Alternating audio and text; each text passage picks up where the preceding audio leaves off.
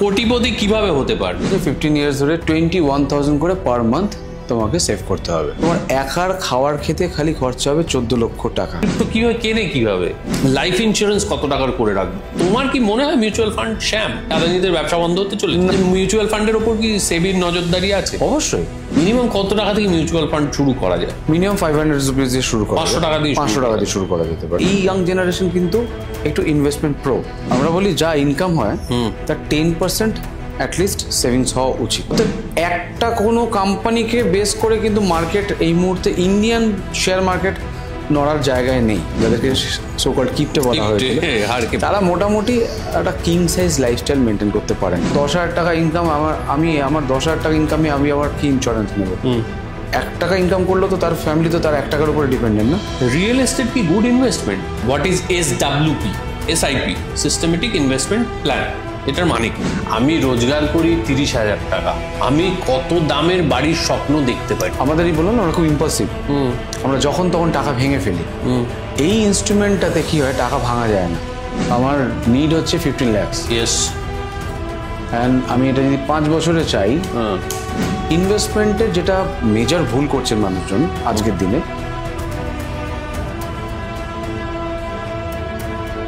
Hello and welcome to another episode of Time and Tide with Saurabh. আজকে আমরা ইনভেস্টমেন্টের A to Z জানবো। কি কারণে আজকের এপিসোড? কারণ আমাদের ইনভেস্টমেন্ট ওরিয়েন্টেড আগের এপিসোডটার এত ভালো রিয়াকশন হয়েছে, আপনারা এত এনকারেজ করেছেন এবং বারবার বলেছেন যে এই ধরনের আরও একটা এপিসোড চাই, যেটাতে আমরা মোটামুটি জানতে পারবো যে কিভাবে আমাদের ইনভেস্টমেন্টটা করতে হবে, আমাদের জীবনের কিভাবে সেভিংস হবে, কিভাবে ইনভেস্টমেন্ট হবে, মেডিক্লেম হবে, এই সব কিছু নিয়েই আজকের এপিসোড। সেই জন্যই আমরা একজন এক্সপার্টের কাছে আজকে এসে পৌঁছেছি। তবে এপিসোড শুরু করার আগে আপনাদের কাছে একটা হাম্বল রিকোয়েস্ট আছে। আমরা দেখছি যে আমাদের এপিসোডসের প্রচুর ভিউ হচ্ছে, কিন্তু যত মানুষ আমাদের এপিসোডস দেখছেন তার মাত্র 20% মানুষ আমাদের সাবস্ক্রাইব করছেন।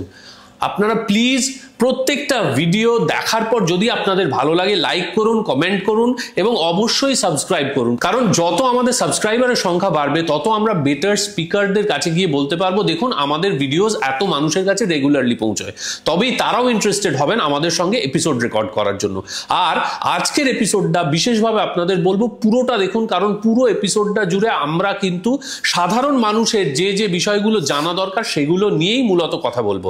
আজকে আমার অতিথি কি বলবো, মিউচুয়াল ফান্ড, ইনভেস্টমেন্ট, এই সমস্ত কিছুর এক্সপার্ট, অসম্ভব হ্যান্ডসাম একজন মানুষ, যিনি সিনেমার হিরো হতে পারতেন কিন্তু তিনি ইনভেস্টমেন্টটাকেই নিজের জীবিকা হিসেবে বেছে নিয়েছেন।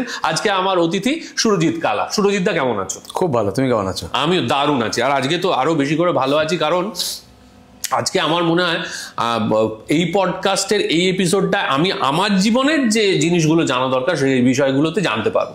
আচ্ছা, বেশি গৌরচন্দ্রিকা না করে সরাসরি টপিকে ঢুকে পড়ি। অ্যাবসলিউটলি।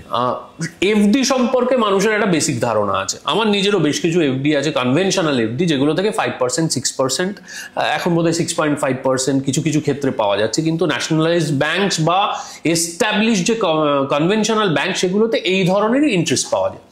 তো আমাদের ইনফ্লেশন যা, সেই অনুযায়ী সাধারণভাবে বলা হয় যদি এই সমস্ত কনভেনশনাল এফডিতে আমরা ইনভেস্ট করি তাহলে আমরা basically actually will be losing money. কারণ যে টাকাটা আমি রাখবো এবং তারপর যে টাকাটা আমি ফেরত পাবো সেটার যে অর্থমূল্য বা ক্রয় মূল্য সেটা কমে যাবে। Is it right? দেখো, খুব ভালো প্রশ্ন। কারণ একটা সংখ্যক মানুষ, মানে একটা শ্রেণীর মানুষ যারা রয়েছেন ব্যাংক ছাড়া তারা বিশ্বাস করেন না, তারা ব্যাংকই একমাত্র টাকা রাখেন। এখন বিষয়টা হচ্ছে যে এখানে যেটা তুমি প্রশ্নটা করলে যে ইনফ্লেশন তো 6% আর ব্যাংক রেট অফ ইন্টারেস্ট 6%, তাহলে তো 0 হয়ে গেল। একদমই তাই। কিন্তু তোমার পোর্টফোলিওতে এমন কিছু ইনভেস্টমেন্ট থাকতে হবে যেটা তোমাকে সময় অসময় কাজে লাগবে। তার নাম হচ্ছে ব্যাংক এফডি। ঠিক আছে? আচ্ছা, এটাকে এটা ভাবলে হবে না যে আমার এটা ইনফ্লেশনকে বিট করছে না বলে আমি এখানে ইনভেস্ট করবো না, কখনোই। তুমি কি এটা ইমার্জেন্সি ফান্ডের মতো? ইয়েস, ইমার্জেন্সি ফান্ড হিসেবে আমাকে রাখতে হবে। এবার কতটা রাখবো? আমার প্রয়োজনের থেকে যদি বেশি রাখি তাহলে আমার ওই অ্যামাউন্টটা ডিফ্লেশনে হচ্ছে। আচ্ছা, রাইট? তো সেই জায়গায় দাঁড়িয়ে আমি বলবো যে ব্যাংক রেট অফ ইন্টারেস্ট যাই হোক না কেন, একটা সার্টেন পোর্শন ব্যাংক এফডি থাকা উচিত। আচ্ছা, আরেকটা বিষয় হচ্ছে যে এখন 6.75 বা 7% রয়েছে সিনিয়র সিটিজেনদের জন্য। ইভেনলি বেশ কিছু প্রাইভেটাইজ ব্যাংক এই মুহূর্তে রয়েছে যারা হয়তো 8%ও দিচ্ছেন 430 দিন 456 দিনের জন্য এরকম একটা কিছু রয়েছে যারা এই পার্সেন্টেজ দিচ্ছে। এবারে তাকে সেই সাহসটা করে সে ব্যাংকের সঙ্গে যেতে হবে যে আমার যদি কোনো অসুবিধা হয় তাহলে পরে আমি সেই টাকাটা যেন সময় মতন তুলে নিতে পারি।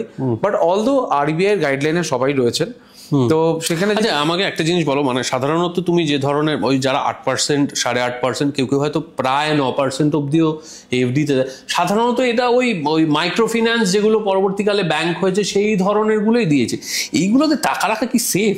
দেখো আজকে আমি বললাম যে RBI যেহেতু আন্ডারে সবকটা ব্যাংকই রয়েছে, তাহলে সেখানে একটা তো রেগুলেশন ডেফিনেটলি রয়েছে।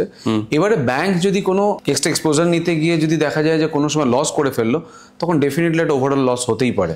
তো সেই জায়গায় দাঁড়িয়ে ততখানি রাখা উচিত যতখানি তোমার রিস্ক অ্যাপেটাইট আছে। যে আমি একটা জিনিস জানি আমরা, যে আগে এক সময় 1 লক্ষ টাকা অবধি ব্যাংক গ্যারান্টি নিত, এখন সেটা বেড়ে হয়েছে 5 লক্ষ টাকা। রাইট। তো যদি আমি মনে করি যে আমি 5 লক্ষ টাকার একটা 8% রিটার্নে যাব, আমার কিছু হলে অন্তত পক্ষে 5 লক্ষ টাকাটা তো পাবো, সেই হিসেবে রাখতেই পারো। এটা খুব ভালো একটা কথা। তার মানে এইটা হচ্ছে 5 লাখ টাকা অবধি আমি নিশ্চিন্ত, মানে 4,99,999 করে যদি আমি 3টে ব্যাংকে 3টে অ্যাকাউন্ট খুলে এফডি করে রাখি, মানে অ্যাকচুয়ালি আমার প্রায় 15 লক্ষ টাকার এফডি রইলো, কিন্তু সেটা সিকিউর। মানে যদি আমাকে একটা জিনিস ভীষণভাবে জানতে হবে, সেটা হচ্ছে যে কিছুদিন আগে, মানে বেশ কিছু বছর আগেও এখনো সেই কেসগুলো চলছে, চিটফান্ড নিয়ে একটা সাংঘাতিক ঘটনা ঘটেছে যেখানে মানুষ কিচ্ছু পায়নি। বেশ কিছু মানুষ আছে যারা সর্বশান্ত হয়ে গেছে। এবার অনেকে বলে যে লোভ করেছিলেন কেন? আরে মানুষের তো লোভ থাকবেই, মানুষ বেশি ইনভেস্টমেন্ট থেকে বেশি ইনকাম করতেই চাইবে। তো এই মাইক্রো ফিন্যান্স গুলো সেই রকম নয়, একেবারেই আলাদা এবং RBI গাইডলাইন্স এর মধ্যেই আছে। অবশ্যই। ওকে। এবার এমার্জেন্সি ফান্ড মোটামুটি একজন মানুষের রোজগারের কত % থাকা উচিত? মানে ধরো আমরা যারা সাধারণভাবে একটা নাম্বার যদি নিয়ে নিই, ধরো একটা মানুষ সে 25,000 টাকা রোজগার করে, ঠিক আছে? এবার সেই 25,000 টাকা যা রোজগার, তার ধরে নিলাম মাস চালাতে খরচ হয় প্রায় 15,000 টাকা, তাহলে পুরো রইল 10,000 টাকা। এবার সেটা সে কিভাবে সঞ্চয় করবে? দেখো আমরা আমাদের এই জেনারেশন কোভিড দেখে নিয়েছি, যেখান থেকে আমাদের সব রকমের শিক্ষা হয়ে গেছে যে 3 মাস 4 মাস 6 মাস 1 বছর ইনকাম না থাকলে কি কি প্রবলেম ফেস করতে হয়।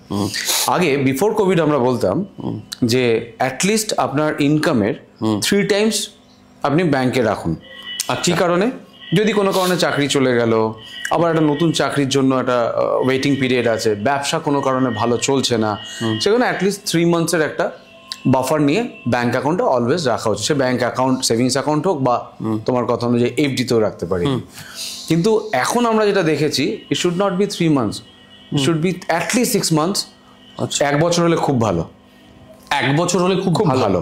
এবার তুমি বলবে যে মানুষ তো এত ইম্পালসিভ বায়ার হয়ে গেছে আজকের দিনে এবং খুব এক্সপেন্সিভ লাইফস্টাইল মেনটেন করছি আমরা, এত টাকা কি করে থাকবে? তাই জন্য বলবো যে যদি না পারেন, আজকে তো আমরা যে আলোচনাটা করছি তাতে করে সবাই আমাদের কথা শুনে ইনভেস্ট করবেন বা ডিসিপ্লিন হয়ে যাবেন তা তো নয়, কিন্তু আমরা কি করতে পারি, কনভে করতে পারি মেসেজটা, রাইট? তার মধ্যে কিছু সংখ্যক মানুষ হয়তো মনে করলেন যে না ঠিক আছে বলছেন যখন তাহলে শোনা উচিত। সেই জায়গায় 1 বছর না হলেও 6 মাস তো হওয়া উচিতই। এটা আমাদের 6 মাস, মানে যার 25,000 রোজগার তাকে 1.5 লাখ টাকা এমার্জেন্সি ফান্ডে রাখা উচিত। আচ্ছা ইয়েস। আচ্ছা, আরেকটা বিষয় আমি বলি যে জব লেস হতে পারেন মানুষ একজন, বা ব্যবসা খারাপ যাচ্ছে। কয়েকদিন আগের ঘটনা, গতকালকের একটি ঘটনা। আমি গতকালকে একটি হসপিটালে গেছিলাম, এটি রোটারির একটি কারণে আমাদের একটা বাচ্চার অপারেশন হয়েছে কয়েকদিন আগে রোটারিতে। তার বিষয়ে আমি গেছিলাম সেই বাচ্চাটিকে দেখতে। তখন জানতে পারলাম ওখানকার এমডি থেকে যে একজন ভদ্রলোক, তার বয়স মাত্র 32 বছর, একটি কারখানায় জব করতেন। সেখানে তার হাতটা প্রায় এখান থেকে পুরোটা অ্যাম্পিউটেড, ঠিক আছে? এবং ওই হাতটা আলাদা করে এবং মানুষটা আলাদা করে আসেন ওই হসপিটালে। ওরে বাবা! এবং সেই অপারেশনটি প্রায় 12 ঘন্টা ধরে হয়, ঠিক আছে? এবার অপারেশনটার জন্য সে মানে সেরকমভাবে আর্থিকভাবে অতটা সামর্থ্য তার ছিল না, সেখানে বিভিন্ন মানুষ এসে তাকে হেল্প করেন এবং তার অপারেশনটি হয়ে যায়। এখন ঘটনাটা হচ্ছে অপারেশনটা হয়ে গেছে সাকসেসফুলি এবং হয়তো down the line 1 year 2 years হয়তো ভদ্রলোক আবার হয়তো বাঁ হাতে যে কাজটা করতেন সেই কাজটা আবার হয়তো করবেন। কিন্তু ওনার কাছে চ্যালেঞ্জ হয়ে দাঁড়িয়েছে এই মুহূর্তে সে খাবে কি বা খাওয়াবে কি তার পরিবারের লোকজনকে। তার মানে কিন্তু জব লেসটা খালি কারণ নয়, এরকম কোনো অ্যাক্সিডেন্টাল যদি কোনো রকম কোনো ইস্যুস হয়, সেটা আমার তোমার মতন হোয়াইট কলার মানুষেরও হতে পারে, যে অ্যাক্সিডেন্টাল কারণে আমি জবে যেতে পারছি না, আমার জব যায়নি, জব আছে, কিন্তু অ্যাক্সিডেন্টাল কারণে আমি জবে যেতে পারছি না, তখন কি হবে? এক্স্যাক্টলি। এবার সেটা তো আমার জানা নেই যে কত দিনে আমি রিকভার করব। তো সেই জন্য একটা এরকমও প্রোডাক্ট রয়েছে যেটা পার্সোনাল অ্যাক্সিডেন্ট পলিসি বলা হয়, যেখানে দু রকম ভাবে এটাকে নেওয়া যায়। একটা হচ্ছে যে if is any miss happen, তার পরিবার একটা লামসাম টাকা পেয়ে গেল। আরেকটা হচ্ছে পার উইকের তোমার যা ইনকাম, সেই ইনকামটাকেও তোমাকে সাপোর্ট করবেন সেই কোম্পানি। আচ্ছা, ইয়েস। আচ্ছা, মানে সেটা কি, সেই ইনকামটাকে, মানে ধর 3 মাসের তোমার ইনকামটা বন্ধ হয়ে রয়েছে বা 6 মাসের ইনকাম বন্ধ হয়ে রয়েছে, সেইটাকেও তো কম্পেনসেট করবেন হচ্ছে সেই কোম্পানিটি। আচ্ছা আচ্ছা। এরকম জেনারেল ইন্স্যুরেন্সের প্রোডাক্ট রয়েছে, আচ্ছা, যেটা কিন্তু মানুষ নিতেই পারেন, যেটা পার্সোনাল অ্যাক্সিডেন্ট পলিসির আন্ডারে আসে। আচ্ছা, বেশ। তবে সেই ক্ষেত্রে চাকরিজীবী হতে হয় এবং তার স্যালারি স্লিপ থাকতে হয়। আচ্ছা, ব্যবসায়ীরা এটা সাধারণত নিতে পারেন না। বেশ, না আমি সেই দিকগুলোতে পরে আসবো। আমি আপাতত এফডি ওরিয়েন্টেডই থাকি। এফডির ক্ষেত্রে 5 লাখ অব্দি সিকিউর, এই অবধি আমরা পেলাম। এবং সাধারণভাবে তুমি বলছো মোটামুটি ইনকামের 6 মাস পর্যন্ত, 6 মাসের ইনকাম রেখে দিতে হবে সাস্টেন করার জন্য। এর বাইরে তাহলে সেভিংস হিসেবে এফডি থাকবে। এবার ইনভেস্টমেন্ট তাহলে কোথায় হবে? এটা হলো একটা পোর্শন যেটা তোমাকে এই ধরনের কোন রকম সার্কামস্ট্যান্সেসে হেল্প করবে। এবারে ইনভেস্টমেন্ট কোথায় হওয়া উচিত? ইনভেস্টমেন্টের যেটা মেজর ভুল করছেন মানুষজন আজকের দিনে, যে এই ধরো তুমি আমি বসে গল্প করছি, বাট দুজনে আমরা এক্সপার্ট নই, দুজনে আমরা ইনভেস্টার। তোমার ইনভেস্ট করতে ভালো লাগে মিউচুয়াল ফান্ডে, আমার ইনভেস্ট করতে ভালো লাগে শেয়ার মার্কেটে। বেশ, এবার তুমি মিউচুয়াল ফান্ড নিয়ে তুমি কনফিডেন্স দেখাবে, আমি শেয়ার মার্কেট নিয়ে কনফিডেন্স দেখাবো, রাইট? কিন্তু দেখা যাচ্ছে যে এই কারণে মানুষ কোনো এক বন্ধুর বা কোনো একজনের মোটিভেশনে সে সেই ইনভেস্টমেন্টটাই করা শুরু করছেন যেটা ওনার বন্ধু বলেছেন, কিন্তু সেটা হওয়া উচিত না। আর বিশেষ করে দেখা যাচ্ছে ইয়াং জেনারেশনে একটা জিনিস যেটা খুব ভালো দেখা যাচ্ছে, যে এই ইয়াং জেনারেশন কিন্তু একটু ইনভেস্টমেন্ট প্রো, যেটা আগে দেখা যেত না। ইনভেস্টমেন্ট প্রো যেমন বলছো, এবং সেটার কারণও আছে। আসলে ইনভেস্টমেন্টটা এত অ্যাক্সেসিবল, মানে ফিঙ্গার টিপসে চলে এসেছে। কারেক্ট। কারণ আগে আমার মনে আছে একটা ডিম্যাট অ্যাকাউন্ট খুলতে যাওয়া, তারপর যদি কেউ শেয়ার মার্কেটে ইনভেস্ট করতে চায় তাহলে তার সেই ফোন করে করে শেয়ার কেনা, রেগুলার কত মানে শেয়ারের দাম কি ওঠানামা করছে সেটা জানার জন্য হয় টেলিভিশন চাই, ওরম ভাবে আপডেট আসে না। এখন আমি রিসেন্টলি একটা ডিম্যাট অ্যাকাউন্ট করলাম, সেটা একদম বাড়িতে বসে পুরোটা হয়ে গেল, এবং আই স্টার্টেড ইনভেস্টিং। এবং এটা দেখা গেছে যে কোভিডের পর থেকে বহু সংখ্যক মানুষ শেয়ার মার্কেটের মধ্যে ঢুকেছে, মানে প্রচুর ডিম্যাট অ্যাকাউন্টস হয়েছে, এবং মানুষজন হু হু করে ওই শেয়ার মার্কেট, মিউচুয়াল ফান্ড, এই দুটোতেই ইনভেস্ট করা শুরু করেছে। Is it good or bad? It is obviously good যে কেউ একজন ইনভেস্টমেন্ট করার একটা প্রবণতা রাখছেন, এটা একটা ইন্টারেস্ট রাখছেন, সেটা ইম্পর্টেন্ট। এবারে হচ্ছে যে আমি ওই ইন্টারেস্টটা যে শো করছি সেটা আমি ঠিক জায়গায় শো করছি কিনা, রাইট। তার জন্য ইনভেস্টমেন্টের প্যারামিটারটা বুঝতে হবে তোমাকে। ইনভেস্টমেন্টের একটা পিরামিড হয়, সেই পিরামিডটাকে বুঝতে হবে। পিরামিডটাকে তুমি ভিজুয়ালাইজ করো। বেশ, পিরামিডের নিচের দিকটা দেখবে অনেকটা বেশি স্পেস নিয়ে রয়েছে। তারপরে যদি আমরা ওইটাকে 4 ভাগে ভাগ করি পিরামিডটাকে, তাহলে প্রথম যে জায়গাটা তৈরি হলো সেটা অনেকটা বেশি বড়, তারপরটা একটু ছোট, তারপরটা একটু ছোট, তারপরটা একদমই ছোট। আমরা বলি যে এই প্রথম যে ঘরটা, সেই ঘরটাকে ফিল আপ করা উচিত উইথ ডেট ফান্ডস বা guaranteed instruments. What is a date fund? Date fund মানে আমরা মিউচুয়াল ফান্ডের ডেট ফান্ড ভাবতে পারি, বা এছাড়া লাইক ব্যাংক এফডিস, যেগুলো গ্যারান্টিড, বললাম ডেট ফান্ডস অথবা গ্যারান্টিড ইনস্ট্রুমেন্টস। কেন? যদি কোনো রকম ভাবে তোমার ফাইন্যান্সিয়াল কোনো ক্রাঞ্চ আসে বা কোনো রকম সার্কামস্ট্যান্সেস তৈরি হলো, মানে এই কোভিডের মতন, তাহলে যেন আমার বেসিক ফান্ডটা যেন আমার গ্যারান্টিড ইনস্ট্রুমেন্টে থাকে। তুমি আমাকে এবার এটা একটু ডিফাইন করো, difference between FD and debt fund. এফডিতে তুমি যখন, মানে ধরো দুটোরই interest rate more or less same. একটাকে আমরা ইন্টারেস্ট রেট বলি, which is in bank, আর যেটা আমরা ডেটে রাখছি, মানে ডেট ফান্ডস যেটা রাখছি মিউচুয়াল ফান্ডে, সেটাতে গ্রোথ বলি আমরা, ইন্টারেস্ট বলতে পারি না, which is not guaranteed basically, right? ওকে। তো সেইখানে দাঁড়িয়ে আমি বললাম যে ডেট ফান্ড অথবা গ্যারান্টিড ফান্ড বলতে ব্যাংক এফডি। ওকে। এইটা দিয়ে, বা আরো কিছু রয়েছে, পোস্ট অফিস রয়েছে, ইন্স্যুরেন্সের কিছু প্রোডাক্ট রয়েছে, এলআইসির কিছু, যেগুলো মানে লাইফ ইন্স্যুরেন্স কোম্পানি, যেগুলো গ্যারান্টিড ইনস্ট্রুমেন্টস রয়েছে, সেই ধরনের প্রোডাক্ট দিয়ে ওই ঘরটা ফিল আপ করা উচিত। কেন এবার বলি, ধরো একটি বিল্ডিং, আমাদের কলকাতা শহরে একটা বহুতল বিল্ডিং কে তুমি জাস্ট ভিজুয়ালাইজ করো। সেই বিল্ডিং এর প্রথম কি হয়েছে? ফাউন্ডেশন, তারপর গ্রাউন্ড ফ্লোর, তারপর ফার্স্ট ফ্লোর, তারপরে যতগুলো ফ্লোর হয়েছে। তার মানে খুব ইম্পর্টেন্ট কোনটা?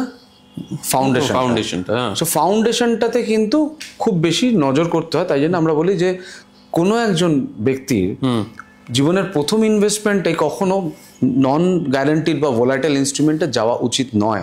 আচ্ছা আচ্ছা, তাতে বেসিকটা তাকে অন্ততপক্ষে ফিল আপ করা উচিত তার কিছু গ্যারান্টেড ইনস্ট্রুমেন্ট দিয়ে। বেশ। তারপর যখন সেই ঘরটা কমপ্লিট হবে তারপরে সে পরের ঘরটা যাবে।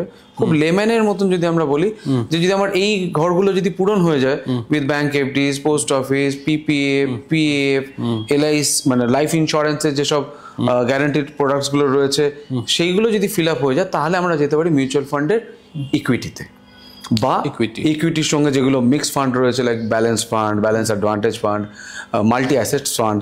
তার মানে মিউচুয়াল ফান্ডের তখন আমি ওখানে মিউচুয়াল ফান্ডে খেলতে পারি আমার টাকাটাকে। আচ্ছা, ইকুইটি মানে তুমি বেসিক্যালি শেয়ার মার্কেটে ইনভেস্টমেন্ট বলছো তো?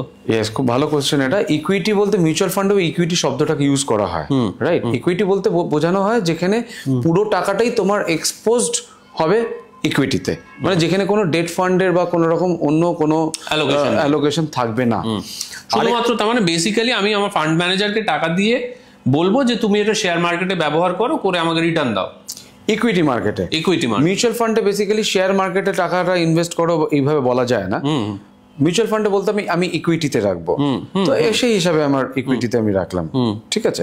তার মানে আমি ইকুইটি এক্সপোজড হতে পারি তখনই যখন আমার এই ফার্স্ট ঘরটা ফিল আপ করছি, যখন প্রথমটা রেডি। ইয়েস, এই ঘরটা যখন ফিল আপ হচ্ছে তখন আমি আরো বেশি রিস্ক নিতে পারছি, কারণ রিস্ক অ্যাপেটাইট বাড়ছে আস্তে আস্তে।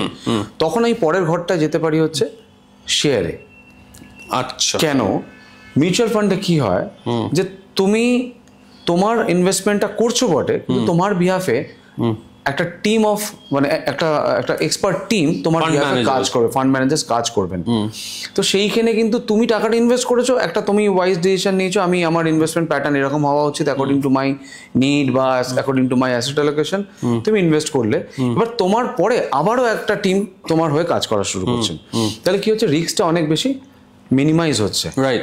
কিন্তু তুমি যখনই শেয়ার মার্কেটে ঢুকছো তখন কিন্তু স্টকস গুলো যখন তুমি কিনছো তখন কিন্তু তোমার নিজস্ব কল হচ্ছে, এবং সেই স্টকস গুলো কখনো ভালো পারফর্ম করতে পারে ডিউ টু মার্কেট সিনারিও অথবা কোম্পানির নিজস্ব পলিসিজের কারণে।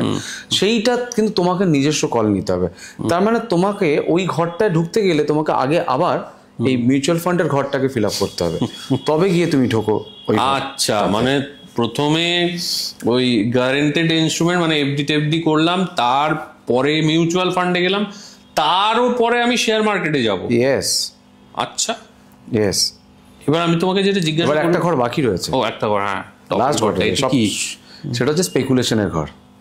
আচ্ছা, সেটা কি হতে পারে? রিয়েল এস্টেট হতে পারে, সেটা গোল্ড হতে পারে, সিলভার হতে পারে, সেটা ক্রিপ্টোকারেন্সি হতে পারে। আচ্ছা, এটা স্পেকুলেশনে আসছে না? কিন্তু ধরো গোল্ড তো মোটামুটি, গোল্ডের যদি আমি হিস্টোরিক গ্রোথ দেখি, গোল্ডকে স্পেকুলেটিভ কেন বলছি? গোল্ড তো বাড়বেই, এটা তো ধরেই নেওয়া যায়। খুব ভালো প্রশ্ন করেছো।